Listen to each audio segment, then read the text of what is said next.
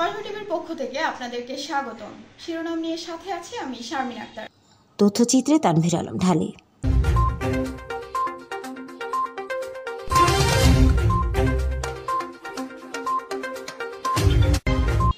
এবার জানিয়ে দিচ্ছি বিস্তারিত।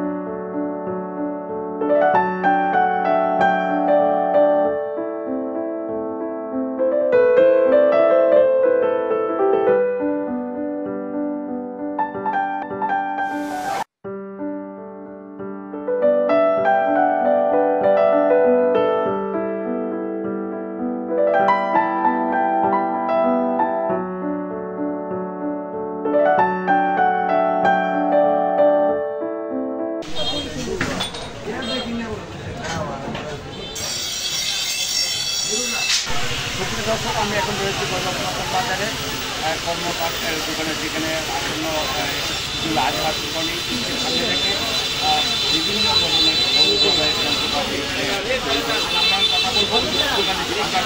কি অবস্থাটা কি, ব্যবসার কি অবস্থা? এই যে আপনার কোরবানি খুবই খারাপ। আমাকে নতুন মাল বেচা কিনে কম, নতুন মাল বেচা কিনে কম। ব্যবসা এখন ধরুন আপনার যারা নিচ্ছে, যারা পুরান মাল নিয়ে মেরামত করে এটা কাজ সেরে নিচ্ছে, নতুন মাল বেচা কিনে বিশেষ করা নাই।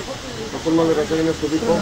যেমন জগজগে অনেকটা বা কোরবানির জন্য আপনারা বিভিন্ন দা ছোড়া বিভিন্ন কিছু আপনারা ফান দিয়ে রেখেছেন, কিন্তু চকচক করতেছে কিন্তু দোকানে, কিন্তু কাস্টমারের কি চকচকের জিনিস নিচ্ছে না। চকচক করলে স্বর্ণ হয় না। আসলে ব্যাপারটা হচ্ছে যে সবার হাতে নতুন মাল কেনার মতো সমস্যা নাই। যারা নিচ্ছে তারা মানে যারা না নিতে পারতেছে, বলতে যা পুরান মাল নাই তারাই নিচ্ছে। নতুন মাল বেচা কিনা বেশি একটা হচ্ছে না। এবারে আপনাদের এই যে জবাই করা বা কোরবানির জন্য কি পরিমাণ মালামাল আপনারা তৈরি করেছিলেন? আমার মালামাল যথেষ্ট পরিমাণ, মানে সবারই মাল মজুত আছে, কিন্তু বেচা কিনা নেই। এবার মজুতে কি পরিমাণ ছিল? ভালো ছিল, কিন্তু ওই তুলনায় বেচা কিনা নেই। কত লক্ষ টাকা ছিল? সব দোকানে আমার দোকানে প্রায় মোটামুটি ছিল 8-10 লক্ষ টাকা ছিল। ওই তুলনায় 1 লক্ষ টাকা বেচা কিনা হয়নি। বেচা কিনা বলতে গিয়ে পুরান মাল এই মেরামতের কাজ চলতেছে। তবে কেনার পর বোঝা যাবে যে আরও তো 2-4 দিন আছে। নতুন মাল বেচা কিনাটা হবে। মানুষের কোরবানির গরু কেনার পর হয়তো তাদের যদি যন্ত্রপাতি যদি না থাকে, তাহলে নতুন মালটা কেনার একটু চিন্তা করবে। সুবিধা হচ্ছে তাদের একটি আশার বাড়ি যে প্রায় 10 লক্ষ টাকার উপরে প্রতিটি দোকানে নতুন মালামাল ক্রয় ওনারা মজুদ রেখেছেন আসন্ন ঈদুল আজহা কোরবানি ঈদকে সামনে রেখে। তা ওনারা একটি কথা বলেছেন, আরও দিন রয়েছে, 2-4 দিন রয়েছে, দেখা যাক তাদের নতুন যারা মাল অবশ্যই আমাদের কাছ থেকে ক্রয় করে আমরা বিক্রি করে কিছুটা লাভবান না হয়, একদম সর্বশান্ত হয়ে পড়বে এমনটা জানা যাচ্ছে। এরকম আশা করা যাচ্ছে। আমরা তো আসলে 2-3 দিনের অপেক্ষায় আছি। না হয় সর্বশান্ত হয়ে যাবে। বলতে গিয়ে যদি বেচা কিনা নেওয়া হয় তাহলে আর কি করবো, কিছু করার নেই। আমাদের যেভাবে মাল সেভাবে থাকবে।